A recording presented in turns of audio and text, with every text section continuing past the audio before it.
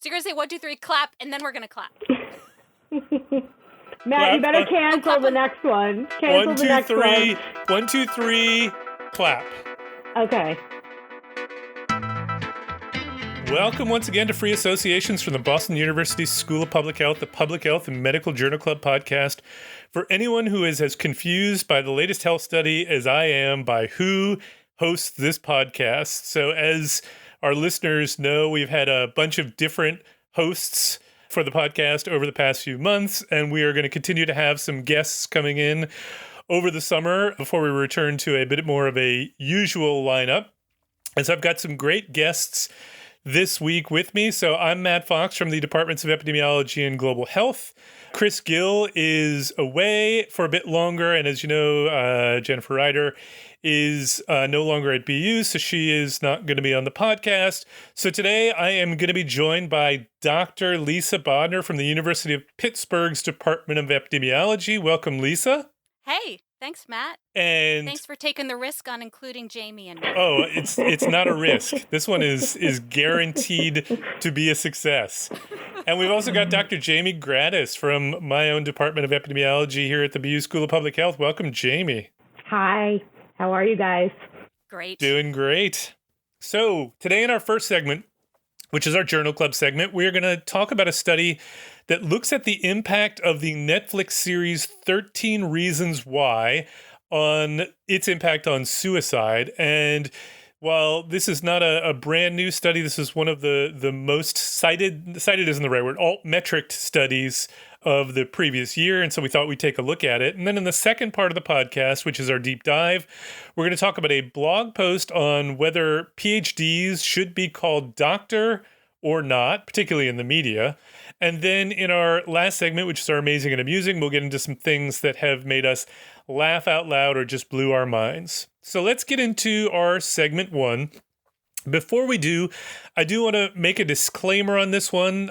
This one is we are going to be talking about suicide, and that may be of concern to some people. So if so, this may not be the episode for you. Also, if you are struggling with suicide or suicide ideation, we do want to provide the number for the National Suicide Prevention Lifeline, which is 1-800-273-8255. That's 1-800-273-8255.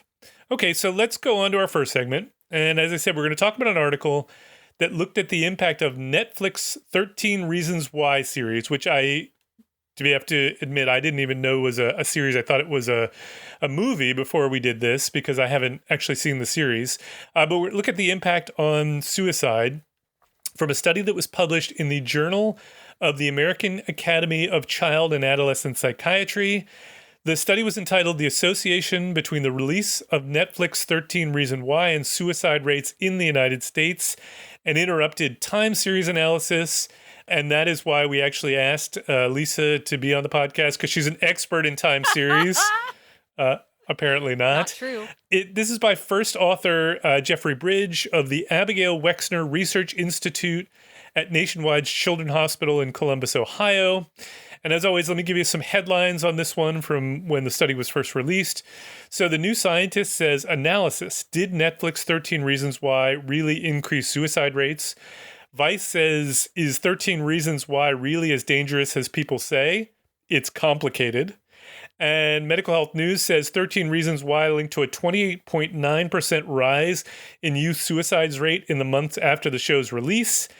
And then Eureka Alert, and I thought this was interesting, says no clear evidence of an increase in adolescent suicide after 13 Reasons Why, which seems to be in conflict with the abstract of the study and the way the authors present it, although perhaps they are drawing their own conclusions based on the data, and we can get into that. So, Lisa, would you start us off by describing the study? Tell us what they did and what they found. Yeah, I would love to. So, 13 Reasons Why is a TV series that Netflix put out in 2017. It's about a teenage girl who dies by suicide, and she leaves audio tapes behind that detail the 13 reasons why she ended her life. So, Matt, you told us that you hadn't heard of this before. Jaimie, had you? I had heard of it, but I had not watched it. Yeah, so I had heard of it when this first came out. I didn't watch it either, but I did some reading into it's pretty interesting. So the series generated a lot of debate and controversy, and mostly about concerns about suicide contagion. So suicide contagion is the thought that suicidal behavior can be transmitted either directly or indirectly from one person to another. And adolescents are particularly susceptible to suicide contagion. So there are recommended best practices for media outlets reporting on stories involving suicide. And that involves not promoting simplistic explanations of suicide, not glorifying or romanticizing the person, not presenting suicide as a means of accomplishing a goal, or offering how to, quote unquote, die by suicide. And it's thought that by following these practices, media can actually minimize the risk of suicide contagion with factual and concise reports about suicide. And so the series actually did kind of everything wrong when it came to how the media should be presenting stories of suicide. So they showed the lead character's suicide in graphic detail. It was a very simplistic narrative. Really, it's a show about how bad things can get and how cruel teenagers can be. And this focus on fear really shuts people down instead of having the opposite effect. There was no message of hope. There were no messages about how to prevent suicide. So one mental health expert wrote after this came out that the presentation was scientifically, demonstrably incorrect and dangerous. Another expert wrote that 13 Reasons Why is the ultimate fantasy of teen suicide ideation. So 13 Reasons Why put a warning at the beginning of 3 of its episodes about that this was a topic on suicide. And it did later launch a website with resources and referral information. And then only a month later did they strengthen the advisories and added a warning about the graphic content. But they only did this warning before the first episode.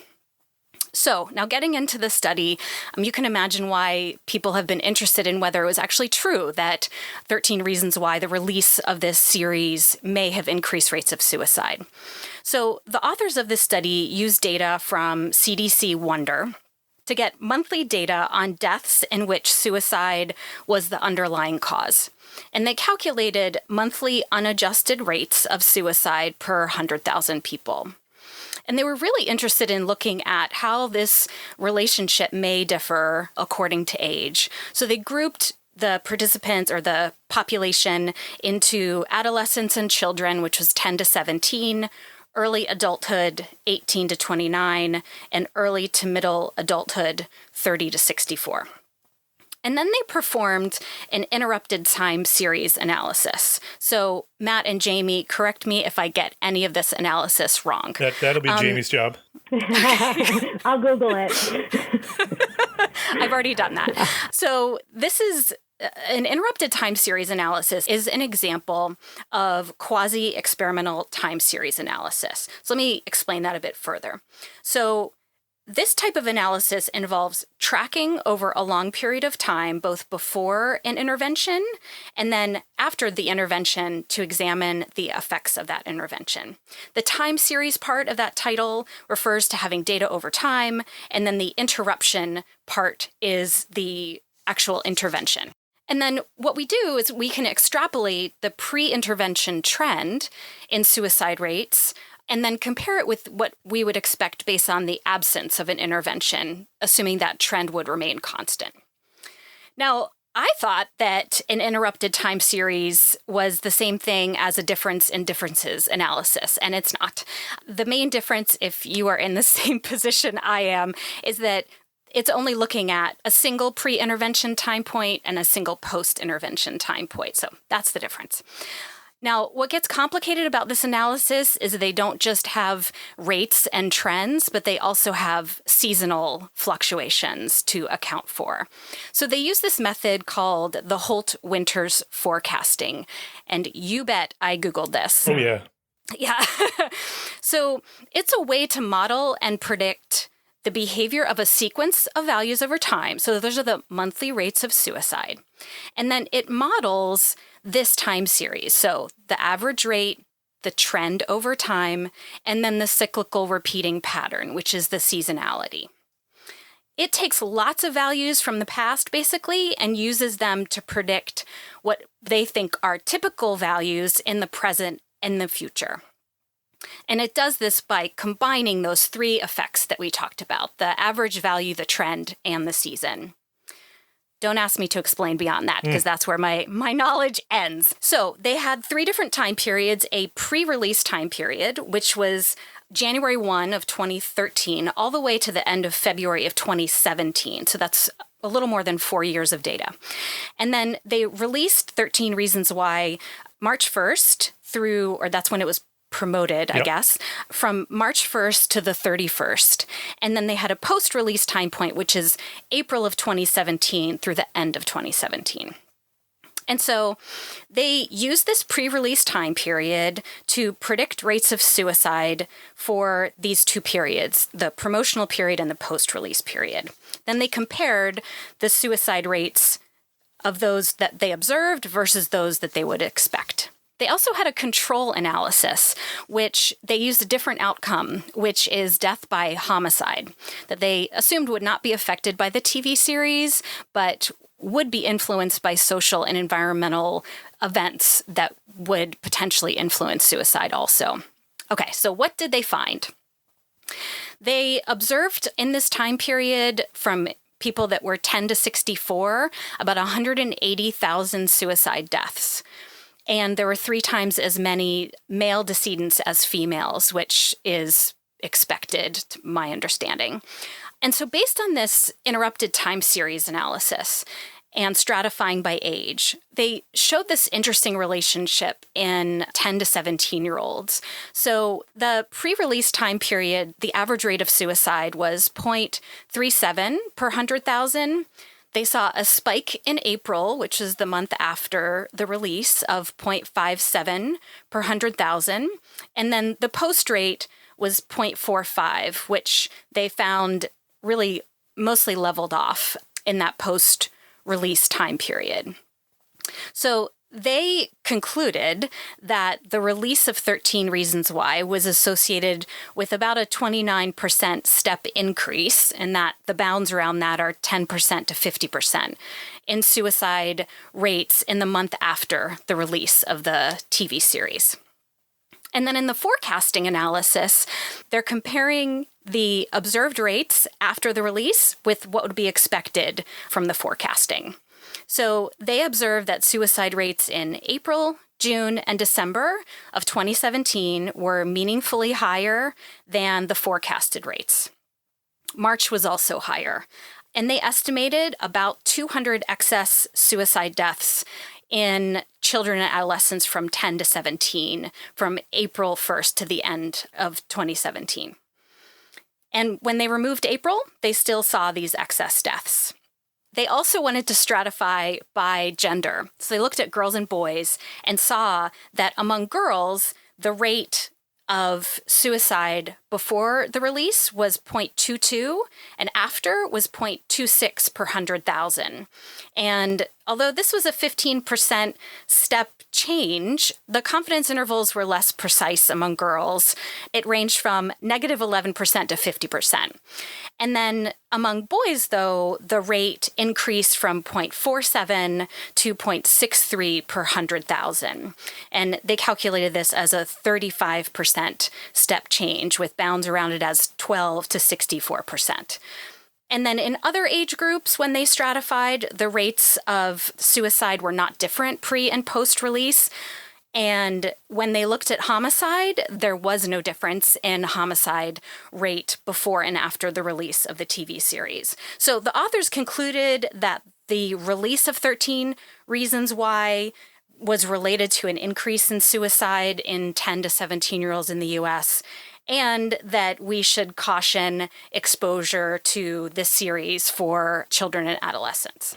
Fantastic. So, okay, so if we were to take it at face value, we see an increase in suicides post the period of the introduction of the series. The effect appears to be only in 10 to 17-year-olds and specifically amongst males and not females, which seems to be counter to what they anticipated. They anticipated it would be amongst females and not males.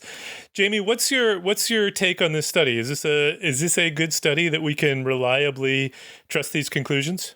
Well, I think the first thing I would say to that is, as a person who studies suicide myself, suicide is an incredibly hard thing to study for a variety of reasons that we could talk about either here or I'm happy to talk to anybody about that's interested that listens to this after the fact. So I just applaud these authors in the first place for, doing this, which seems like it was quite a bit of work to tackle this issue that has been a public health problem for a very long time and only increasingly so, as a lot of the research we've done really hasn't changed the suicide rate at all in decades and decades.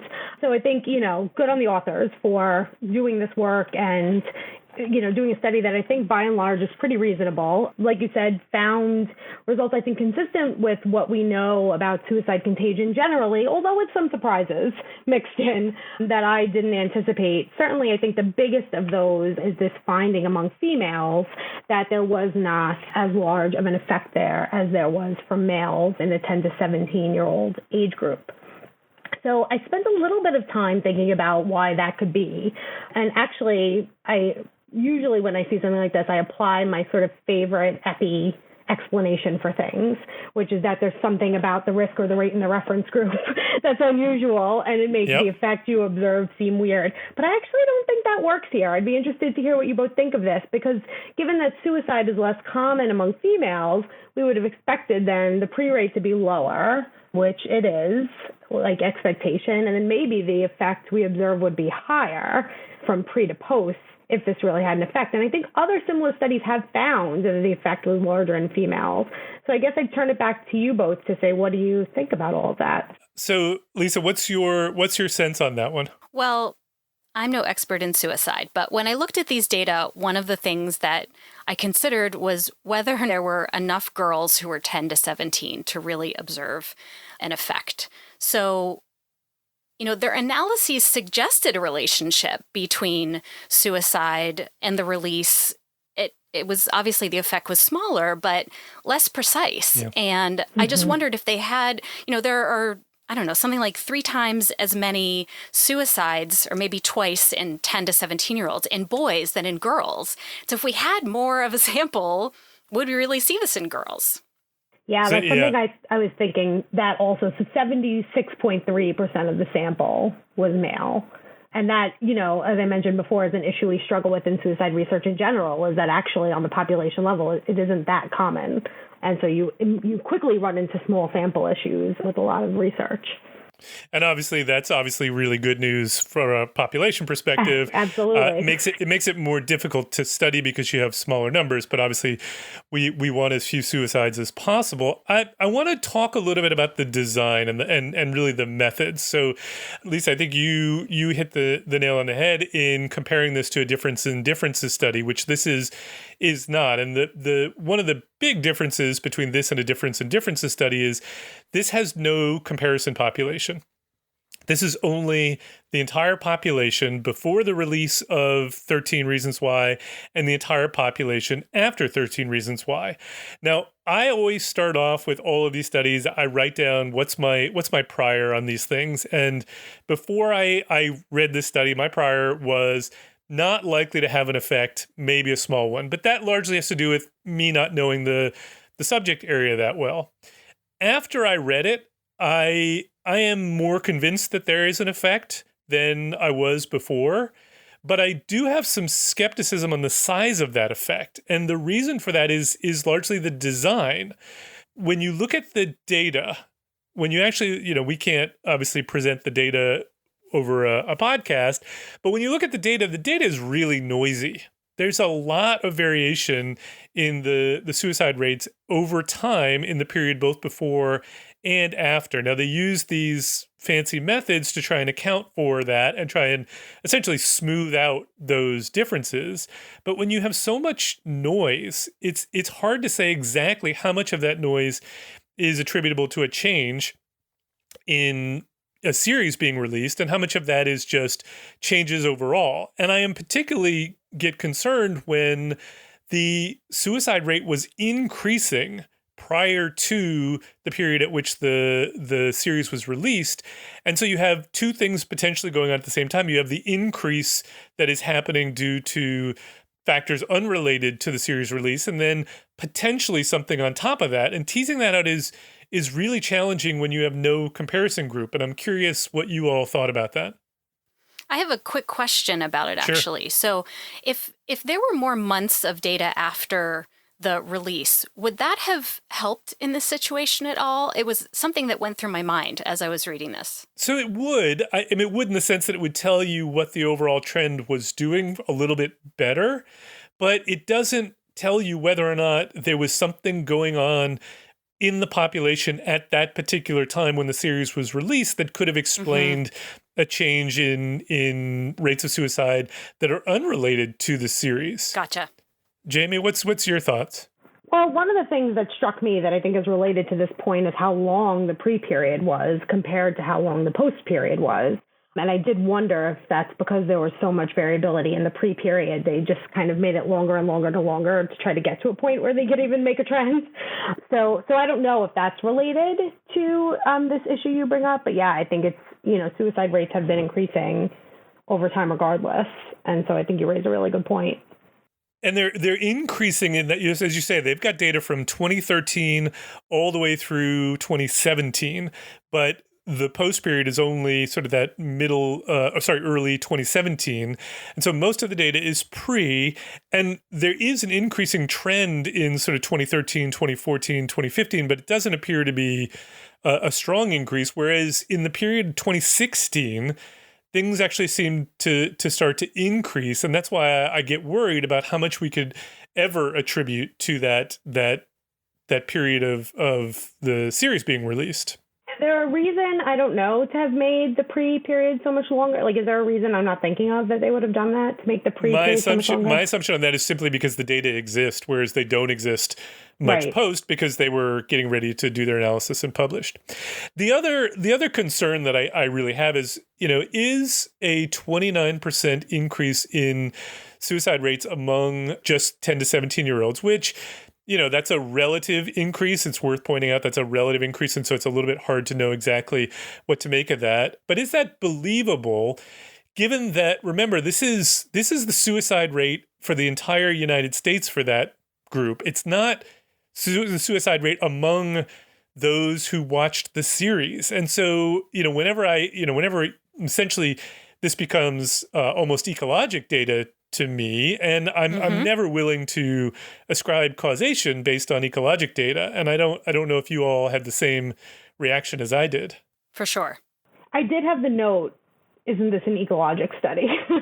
Yes, that's what I thought too. Myself. But I do think, given the criticisms about the way Netflix handled 13 Reasons Why, and the fact that really at the end of the day, entertainment is probably, when lives are at stake, the easiest thing we could do to just not do it, or make it right, Right. And so part of me thinks that, maybe the effect is small, although it's consistent with what we know about suicide contagion and reporting in the media. And even if it prevents a little bit of suicide by getting maybe Netflix to do a better job with subsequent seasons, although I know those have already happened, it will have been worth it to send Netflix this warning through research that this could be doing some harm, even if it's not as big as they say exactly. And it's consistent with the literature to think it would be doing some harm. So I do buy it, but I don't know that I know the exact effect size.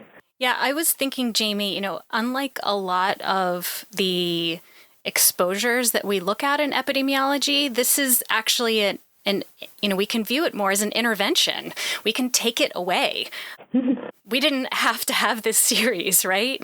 And like you're saying, even if it prevents, I don't think there's any harm in getting rid of this intervention, right? Or there are only benefits to not having a series come out that did all of these things to potentially increase the risk. Yeah, and it that sort of gets into a whole another set of issues around, what it is people are consuming and, what we your kids are actually watching. Are there any other sources of sort of the typical sources of bias that we think about in epi that concern you? So I'm thinking about, measurement error, misclassification, selection bias, confounding. Do you worry about any of those things for this particular study? Because, I would assume that the measurement of suicide is probably not changing dramatically. Not sure about the others. I sort of always worry about all of that. No, and absolutely you should. I guess what I'm getting at more is, for this particular design, do we worry about them? Because if it's a population if we're looking at the entire population and we're trying to ascribe causation to individuals or individuals watching this program, presumably confounding and measurement error really exists, but we didn't measure those things. We did this sort of ecologic study in which, you don't really deal with confounding. So I don't know what to make of that, but I suspect that if you had done this as, let's look at everybody who watched the show and those who didn't, you would obviously have lots of confounding, because those who watched the show are probably very different from those who didn't. So you have to grapple with that. Measurement error. I don't. Would people legitimately tell you whether or not they had anyone had watched the series? So you'd have all kinds of issues that sort of seem to go away in a study like this, but they don't really. They just are covered over by a design that is inherently weaker. Yeah, I agree with all that.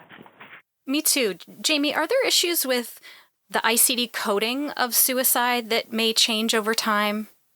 Yeah, so in this country generally, there are issues with classification of suicide death and misclassification of suicide death, I should say. It happens at a more local level where death certificates are recorded across cities and towns and states and wherever that happens. So there's just a ton of variability in it. So for a long time, when I was doing research in Denmark and the United States had the same suicide rate. Now Denmark's has gone down a bit. But people would always say to me, how could that be possible with Denmark being the happiest country on earth, as it's often referred to? And I would always say, because the U.S. suicide rate is wrong, probably. Ours is probably misclassified. They have a very stringent system there for classifying suicide deaths, and we really don't. So my guess is ours is probably a lot higher than the reported rates, with most other deaths being reported as accidents or unintentional overdoses, things like that. It gets very hard after the fact to sort of know what to classify a death as sometimes. Okay. So sort of last word on this, would you say? I will speak only for myself, but I'll ask you guys. My take on this is that I was skeptical going in. I see some interesting results that make me want to look further, but I'm not yet convinced that we can ascribe all of this change to the program being released. But I'm certainly open to it if there were stronger evidence. What's your final thoughts on this? Sort of one of my final thoughts is that it was interesting that in the discussion, they actually had some evidence that this was consistent. Their finding was consistent with some other smaller studies, like that. I think they said that internet searches for suicide increased after the series came out, and a small hospital-based study showed that there was an increase in hospitalizations or ER visits related to suicide. And so it's somewhat consistent with these small studies. And obviously a lot more needs to be done, but it gave me a little more confidence. Yeah, I would say that overall, I think, this was sort of consistent with what my expectation was about what the findings would be, given what I know about this area. There's some stuff in it, like the finding among girls, that is a little counter to expectation, that I think then makes me feel like, well, is there other sort of funky stuff at play here, like the biases you were talking about, Matt? So again, applaud them for their effort and think, generally consistent with what we know, but some things I would have liked to have a little more information on before making a decision. I would agree. I thought it was interesting. It doesn't totally convince me that we're looking at the effect of the program, but I'm intrigued and would like to see a little bit more rigorous study. So last thing before we move on, I just want to quote something from this, which there was one thing that did bother me, which is they say in the discussion, first, the quasi-experimental design, which I have to admit, I would dispute this as a quasi-experimental design, but fine. That's where I wrote ecologic ? Yeah. First, the quasi-experimental design of our study limits our ability to draw any causal conclusions between the release of 13 Reasons Why and increased suicide rates in young people in the United States. I would agree with that statement. Then they say, nevertheless, the time series and forecasting approach used in this study allow us to make credible inferences about this association, which seems to me to completely contradict the previous statement, which I did agree with. So don't. Yeah, it seems like they come with the same assumptions, right? Yep. Like, why would they be different from one another? Nope. Okay. All right. So let's move on to our second segment, in which we want to talk about a blog post by, I'll say a colleague of ours, Beth Linus, who wrote this blog post back in 2018. And it's something I've wanted to talk about for a while now, but just we haven't had space to do it. And I thought with you both being here and you might have some thoughts on this. The blog post was entitled, Please Call Me Doctor. And she wrote this on October 22nd of 2018. And I'll give you a little bit of this just to kind of lead us into it. She says, last month, NPR's current ombudsman, Elizabeth Jensen, explained why the news organization does not confer doctor on PhDs. It reserves the title for, quote, individuals who hold a doctor of dental surgery, medicine, optometry, osteopathic medicine, pediatric medicine, or veterinary medicine. Beth goes on to say, this news organization's reason for the distinction is that to most listeners, a doctor means practicing medicine. And this ends up, she points out, this is a style that's picked up by most journalistic outlets. And, she refers to this as the AP rule. And she says, by abiding by this, news organizations are failing to create a more informed public and potentially stand to create harm to the scientific method and individuals who dedicate their lives to acquiring the expertise advancing science and policy. And so she then goes on to make the case for why PhDs should be called doctor. And she ends with, we have doctorates of philosophy. Please call us doctor. Now, I want to get your take on this, and I want to make the distinction between different places in which we might want to be called doctor, which is there is the news, which is really what she's talking about. But I also want your thoughts on, whether or not you feel like there's we should or shouldn't be called doctor, say in the classroom or among colleagues. Jaimie, let me start with you. What are your thoughts on this? Well, actually, I was thinking it would be more interesting to start with Lisa because this happened to her, as I remember. All right, Lisa, let's go to you then. Lisa actually experienced this firsthand, and I really have not with regard to a news outlet. All right. So this did happen to me. It was a while ago. I was interviewed for NPR, and they sent me the copy, and they called me Ms. Bodnar. And I was like, what are you doing? Oh, wow. Yes. Yeah. And, why does my marital status have anything to do with what you're going to refer to me as in an article? And I hated it. And I asked them to please change it. And they said, no, we can't because this is what our policy is. And I said, please then just refer to me by my full name. Right. Just call me Lisa Bodnar in the article. I don't remember what happened, but I also remember telling them to just change the sentence structure. So you only have to say my name once. Right. Lisa Bodnar, comma, PhD, and then you don't have to say my name again. Exactly. But it was, I think if I didn't really stand up for myself, that wouldn't have happened. That seems to me very different from just saying we're not going to apply the title of doctor and go with the suggestion that you had, which I think obviously it gives your title. It's very clear on who you are and what your expertise is. To do what they did seems incredibly wrong. I mean, that's like the worst of all possible situations. I remember being horrified. Yeah. Okay, so clearly we all agree that is a situation where it's definitely wrong. What about if we're talking outside of the news media, Jaimie, do you feel like this is important for you when you teach or amongst your colleagues in the office? I used to always be a person who would say, I'm not going to make my students call me Dr. Gradus. And actually, I have. And only because I look sort of young, honestly. And I think right away when you're a female, there's sort of a whole other set of judgments that comes into play.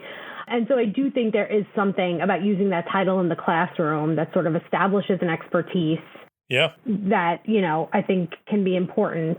But it is honestly not something that I get that hung up on outside of that. And certainly, funny enough, like as soon as the semester ends, I basically start responding to my students with Jaimie, as soon as that sort of formal relationship ends. But I think it may be important early on in the classroom, in at least those early weeks, to kind of establish sort of an expertise in the topic, maybe more so as a woman, and maybe more so if you look like you're sort of younger in the profession.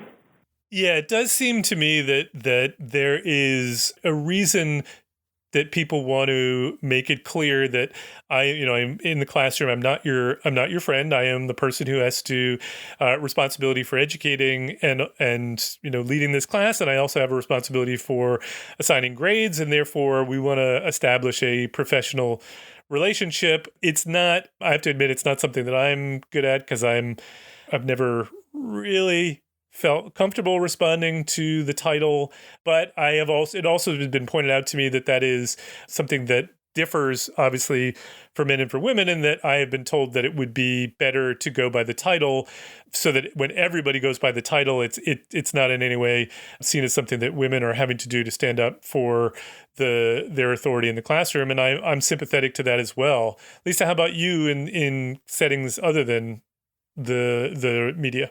So in the classroom, I actually specifically tell people not to call me Dr. Bodnar. I think it's probably my own pathology that it involves something like, imposter syndrome. My sister's a medical doctor. I don't know.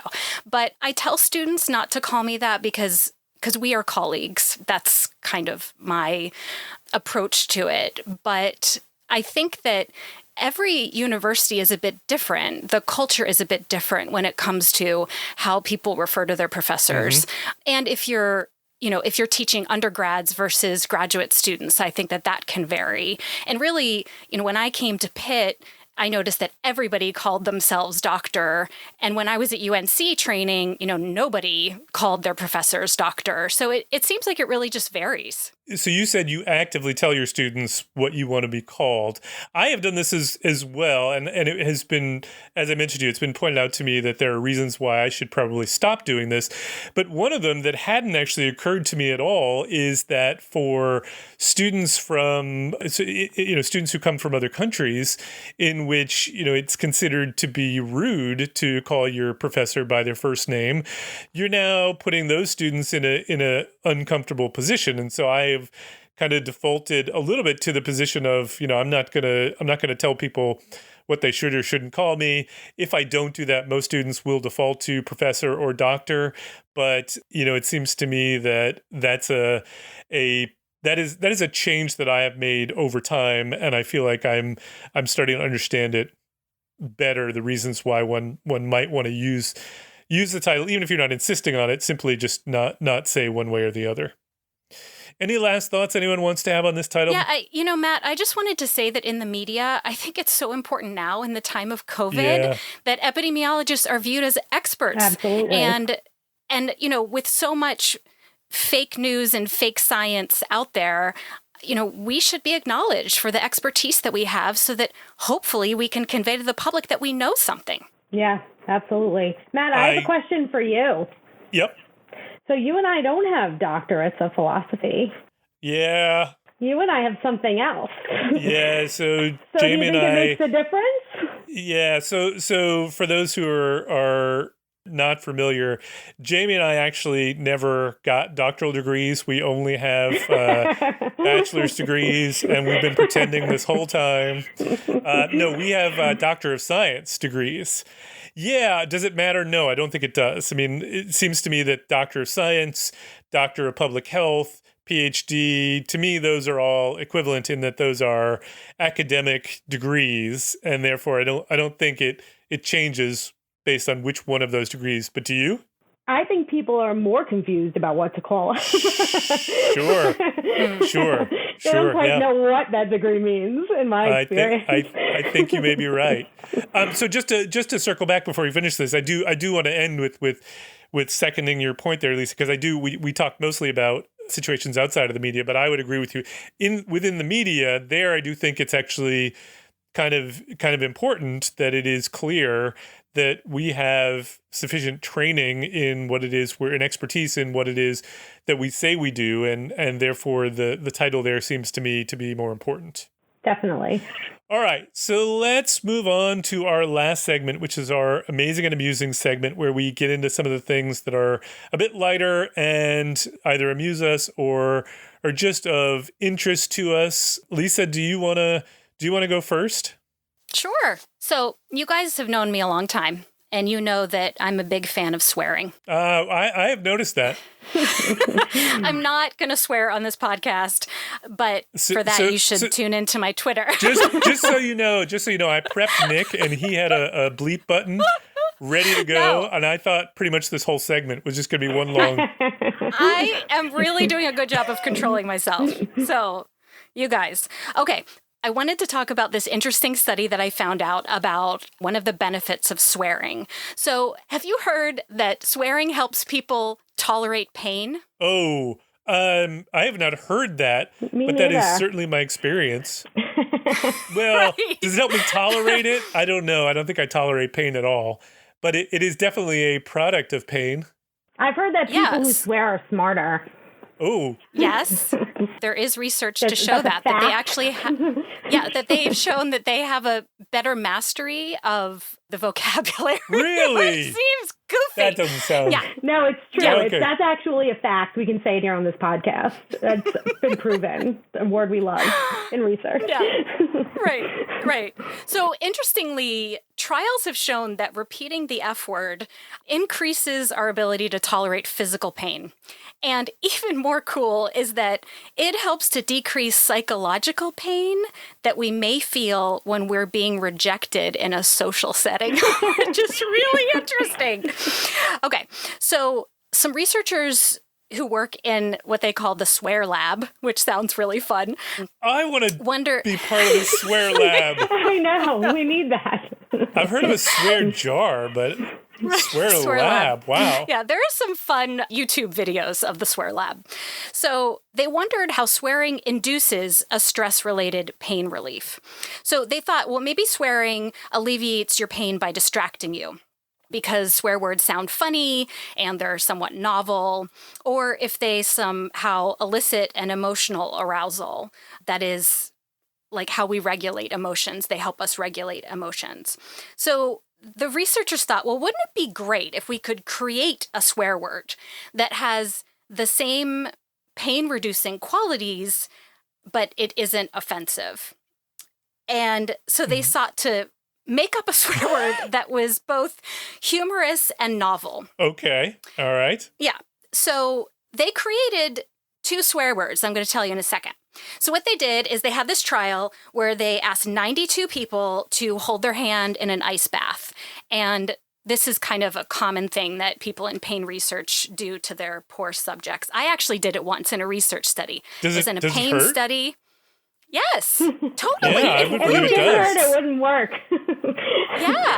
Yeah. And I did an ice bath, and then they cut off my circulation with the cuff, and I had to do all of these tests. That's, when you're seeking money. I was going to say, why? Who signs up for this? People who swear a lot.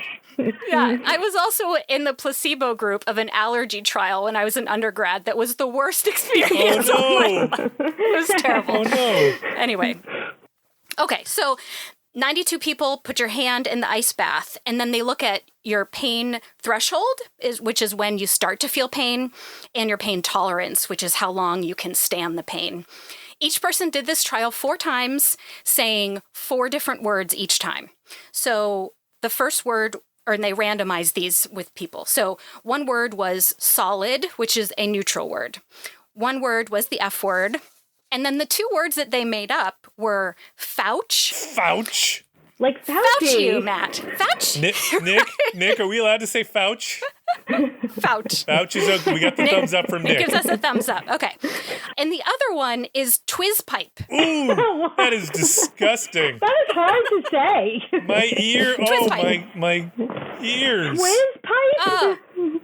Oh, you wow. guys. Twizpipe. You got the mouth of a trucker. No offense to truckers who are probably lovely people, but wow. That is not easy to say.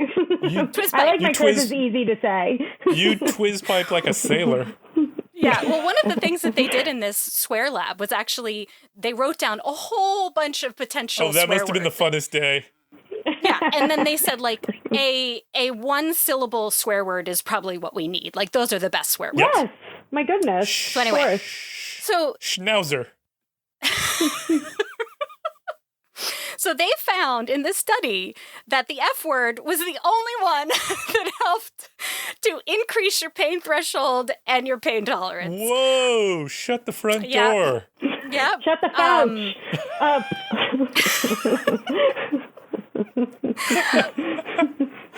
And so they said, well, it's not just swear. The pain alleviation effect of swearing is not just about a distraction, because you could distract yourself kind of by saying any weird word, and that swearing actually holds a lot of social and psychological power.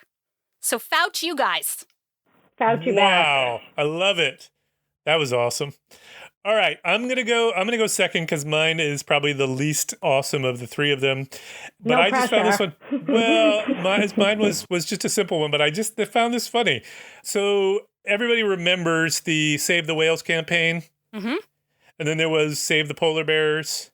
Yeah, and then there was the backlash of how come it is that you only want to save the cute and fuzzy animals. Sure. So there was this research group who published a paper in Conservation Biology. The lead author was someone named Magdalena Lenda, and they were answering the incredibly important question as to whether they wanted to know the effects of amusing memes on concern for unappealing species.